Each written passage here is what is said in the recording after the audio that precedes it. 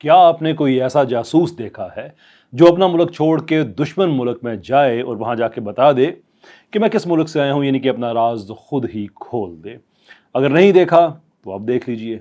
भारतीय media in general और वहाँ पे जो पाकिस्तान फोबिया के मरीज हैं इन पर्टिकुलर, जैसे कि मेजर गौरव आर्या साहब, वो आजकल दुनिया को यकीन दिलाने की कोशिश कर रहे हैं कि सीमा गुलाम हैदर एक पाकिस्तानी जासूस हैं। बहुत दिनों से ये कहानी सोशल मीडिया पे, यूट्यूब, फेसबुक वगैरह पे गर्दिश में थी कि कोई पबजी लव अफेयर हुआ जिससे एक खातून हैं वो पाकिस्तान से दुबई, दुबई से नेपाल और नेपाल से गैर कानूनी तौर पे वो इंडिया में दाखिल हुई और अब वहाँ पे जो एक प्रेम कहानी है वो उस स्टेज में है जिसके बारे में कहानी के एंड में लिखा हुआ होता है कि सब हंसी खुशी रहने लगे। ये खबर प्रोमिनेंट हुई, दुनिया भर के मीडिया ने इसे कवर किया, इंडियन मीडिया ने कवर किया, बीबीसी ने कवर किया, और कोई इसमें ऐसी बात हमें नज़र नहीं आई जिससे कोई शक पैदा हो इंडिया की तरफ से, बल्कि वो एक विक्ट्री क्लेम कर रहे थे कि देख लो हमारा लड़का पाकिस्तानी लड़की लेके आ गया है। जबकि पाकिस्तान में यह तासुर पाया जाता था कि इस लड़की का लबो लहजा, इसका तरीक़ाकार, जो ये बातें कह रही है, the stories don't add up. लगता नहीं है कि ये वाकई ही पाकिस्तानी है। जो उसका हिंदी बोलने का अंदाज़ था, जिस तरह से वो इंग्लिश बोलती थी, जिस तरह से वो कहानी अपनी बताती थी कि मैं तो सिर्फ प्राइमरी तक पढ़ी हूँ, यानी कि सिर्फ 5 क्लासेस पढ़ी हैं, और वो फ्लो, वो कॉन्फिडेंस तो बहुत तजर्बाकार लोगों को मिलता है। इस तरह के ना तजर्बाकार लोगों को, और फिर कराची में प्लॉट बेच के उन्होंने सारा कुछ ये किया, और प्लॉट भी उन्होंने 12 लाख रुपए में बेचा। I am not entirely sure कि 12 लाख में कराची में कोई थप्पड़ भी मारता है, ऐसे मार देते हैं, मैं मुहावरतन कह रहा हूँ कि कराची में 12 लाख रुपए का प्लॉट कौन सा होता है।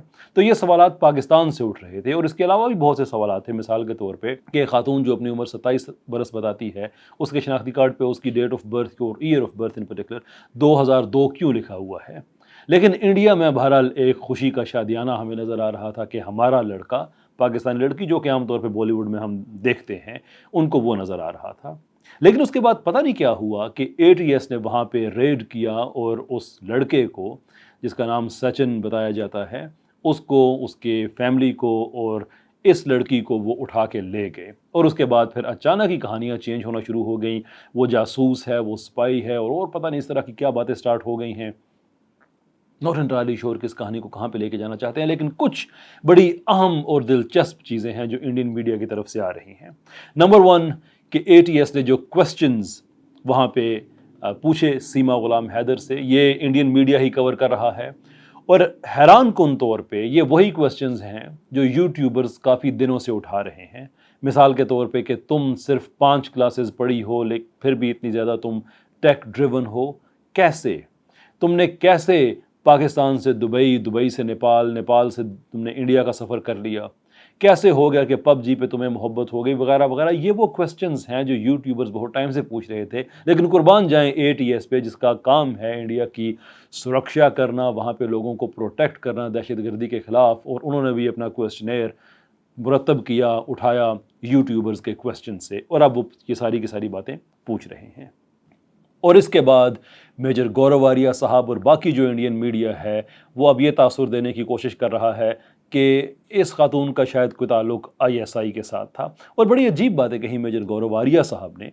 मिसाल के तौर पर उन्होंने कहा कि पाकिस्तान ने काउंसलर एक्सेस मांग लिया है, इधर एटीएस ने उठाया और उधर से काउंसलर एक्सेस आ गया। Well, I am not entirely sure कि इंडिया में फ़ौजियों को क्या पढ़ाया जाता है, लेकिन जिस आदमी में बेसिक कॉमन सेंस भी है उसको भी ये बात पता है कि काउंसलर एक्सेस उसी वक्त ही मांगा जाएगा जब आप किसी दूसरे मुल्क के शहरी, इन दिस केस एलिजेड शहरी को, जब वहाँ की अथॉरिटीज़ को उठाएंगे। वैसे आपको क्या तवक्को थी पाकिस्तान के हाई कमीशन से या पाकिस्तानी अथॉरिटी से कि वो कहें कि कुछ यूट्यूबर्स ये कह रहे हैं कि ये लड़की पाकिस्तानी है, देयरफॉर हमें उसका एक्सेस दें? सीरियसली मेजर साहब, ये कॉमन सेंस की बात है कि आपकी अथॉरिटीज़ जब इन्वॉल्व होंगी तो ही बात नेशनल लेवल पर जाएगी और फिर जो कौमी सतह पे मामला उठाया जाएगा। रिपोर्टेडली आपके मुल्क ने इस्लामाबाद में इंडियन हाई कमीशन से भी रब्ता किया है और कुछ रिपोर्ट्स भेजी हैं वेरिफिकेशन के लिए। अब जबकि आपकी स्टेट इसमें इन्वॉल्व हुई है तो पाकिस्तान की स्टेट इन्वॉल्व होगी, वो यूट्यूबर्स के कहने पे नहीं होगी। ये पाकिस्तान है, बॉलीवुड नेशन नहीं है। लेकिन यहाँ पे अहम सवाल ये है कि एटीएस और इंडियन अथॉरिटीज़ को अचानक ये शक कैसे पड़ा?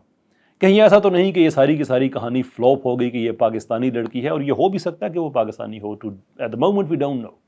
लेकिन क्या ऐसा मुमकिन है कि ये कहानी फ्लॉप होने के बाद वो फेस सेविंग के लिए ऐसा कुछ कर रहे हों? यानी कि देखें, एक ऐसी लड़की जिसको नमाज का नहीं पता, जो कलमा तक नहीं सुना सकती, जो सूरह फातिहा नहीं सुना सकती और अपने आप को कह रही हो कि मैं पाकिस्तान से हूँ, मुसलमान हूँ, और वो वहाँ पे चली गई है। और कुर्बान जाएँ उसके हस्बैंड पे भी। बाय द वे, जब उसे कहा गया कि इस औरत का हस्बैंड या एक्स हस्बैंड, वो तो कहता है मुझे अभी तक मुझे इससे मोहब्बत है, तो आप क्या कहते हैं? तो उसने कहा कि देखें, पत्नी तो ये मेरी भी है। ये पत्नी मेरी भी है क्या होता है? पत्नी तो मेरी ही होती है, या सिरे से होती ही नहीं है। लेकिन चलें, इंडिया में नियोग वगैरह चलता है जिसमें एक औरत एक ही वक्त में एक से ज़्यादा मर्दों की बीवी बन सकती है। और शायद यही वजह है कि जो क्वेश्चनर था उसने भी फॉलो अप क्वेश्चन नहीं लिया कि ये नॉर्मल चलता है। लेकिन अगेन वो एक डोमेस्टिक इशू है, वहाँ पर मैं उस पर अपना टाइम ज़ाया नहीं करूँगा। लेकिन ये सवाल ज़रूर बनता है कि अचानक क्या हुआ ATS को रश में रेड करने का और यूट्यूब से क्वेश्चन उठाने का कि अब तुम बताओ कि तुम कौन हो? क्या ये लगता है कि इंडिया फेस सेविंग करना चाह रहा है? क्या ये लगता है कि इंडिया एक ऐसी दलदल में फंस चुका है कि जहां उन्होंने पाकिस्तान की जग हंसाई की कोशिश की, लेकिन वो सारे का सारा प्लान बैकफायर हो गया? मेरे ख्याल में बेहतर ऑप्शन ये है कि जब तक इस मामले की हकीकत तक हम नहीं पहुंच जाते, तब तक हम बॉलीवुड नेशन का बॉलीवुडिज़म इंजॉय करें।